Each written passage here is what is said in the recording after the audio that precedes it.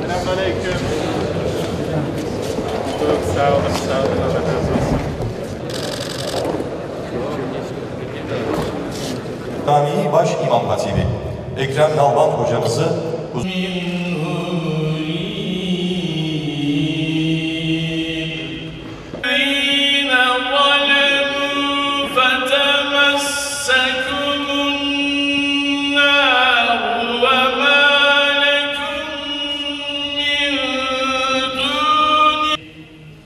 Sadakallahul azim.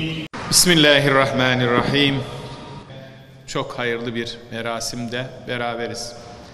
Çünkü Allah Resulü Efendimizin varisleri olarak onun bize emanet ettiği din-i mübini İslam'ı Kur'an ve sünnet çizgisinde insanlara, topluma anlatmak, din hizmetinde onlara destek olmak ve aydınlatmak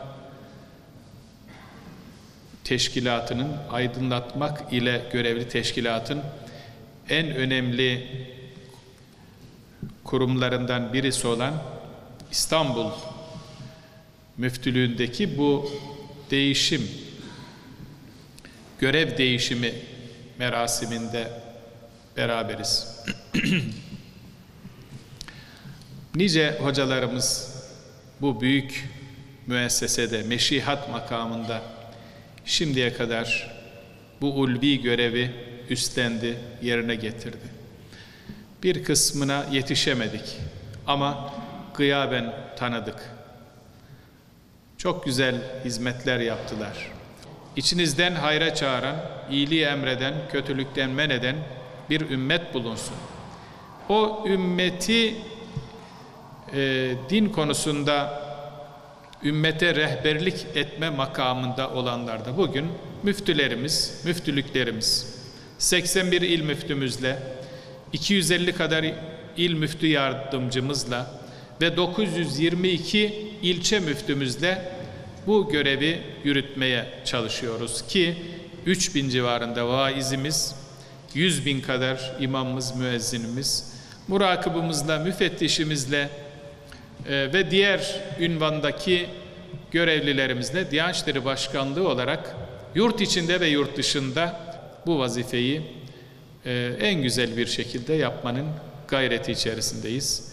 İnşallah İstanbul Müftülüğümüz 39 ilçe müftümüzle ve 10 civarında müftü yardımcımızla değerli müftümüz Profesör Doktor Safi Arpaguş kardeşimiz bu görevi en güzel bir şekilde yürütecektir. Rabbim kolaylaştırsın, zorlaştırmasın ve en güzel bir şekilde tamamlamayı nasip eylesin. Tekrar hepinize çok teşekkür ediyorum. Bismillahirrahmanirrahim. Elhamdülillahi Rabbil alemin. Ve salatu ve selamu ala Resulina Muhammedin ve ala alihi ve sahbihi ecma'in. Tarafıma tevdi edilen İstanbul Müftülüğü gibi ulvi bir görevin başlangıcı olan bu günde meclisimizin teşriflerinizden dolayı teşekkürlerimi arz ediyorum. İstanbul Müftülüğü'nün değerli olduğu kadar ağır sorumlulukları da olduğu bilinciyle Cenab-ı Hak'tan yardım niyaz ediyor. Siz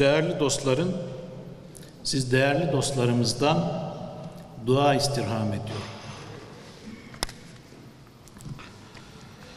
Din hizmeti doğumdan ölüme kadar insan hayatının hemen her safhasında ihtiyaç duyduğu bir husustur. Dolayısıyla bu kutsal görevi ifa etmek, insanımıza ve yeni nesillere gelenekten geleceğe köprü olabilmek, onları İslam'ın hayat düsturları, Kur'an-ı Kerim ve Sünnet-i Seniyye'nin manevi atmosferinde irşad edebilmek öncelikli hedefimiz olacaktır. Cumhuriyet tarihimizin 13. İstanbul Müftüsü olarak bendenizi bu göreve layık gören başta saygıdeğer Cumhurbaşkanımız Sayın Recep Tayyip Erdoğan Beyefendi'ye, muhterem Diyanet İşleri Başkanımız Profesör Doktor Ali Erbaş hocamıza ve Diyanet İşleri Başkanlığımızın değerli elemanlarına şükranlarımı arz ediyorum.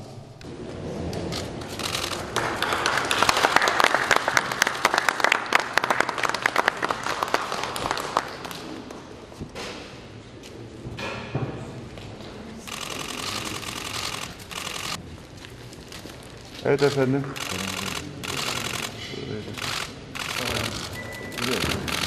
Dua için.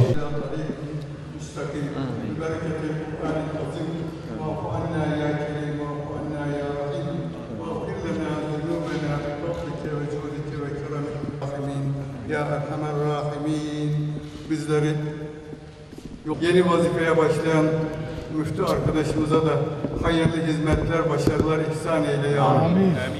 Bu din hizmetinde çalışan bütün arkadaşlarımıza da sağlık, afiyet, hayırlı hizmetler, başarılar ihsan eyliyorum. Amin. Allah rızası için El Fatiha.